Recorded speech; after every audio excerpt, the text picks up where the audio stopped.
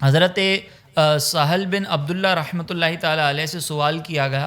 کہ کون سی چیز ہے جو نفس پر بہت زیادہ گراں گزرتی ہے؟ تو وہ آپ کہتے ہیں کہ سب سے زیادہ گراں گزرنے والی چیز جو نفس پر ہے وہ اخلاص ہے، کیونکہ اخلاص میں نفس کا کوئی حصہ نہیں ہوتا۔ اب یہاں پر بھی اسی بات کی طرف اشارہ ہے کہ نفس کے لیے اخلاص کو اختیار کرنا یہ انتہائی دشوار ہوتا ہے۔ ہمارا نفس اگر ہم دیکھیں تو وہ کام کرنے کے لیے بہت جلدی آمادہ ہو جاتا ہے جس کے اندر اس کا کوئی حصہ موجود ہوتا ہے، لیکن اگر کوئی ایسا کام ہے کہ جس کے اندر نفس کا کوئی حصہ موجود نہ ہو تو پھر اس میں نفس ہمارا مخالفت کرتا ہے۔ اس سلسلے میں ایک بزرگ رحمۃ اللہ تعالیٰ علیہ کے متعلق واقعہ درج ہے۔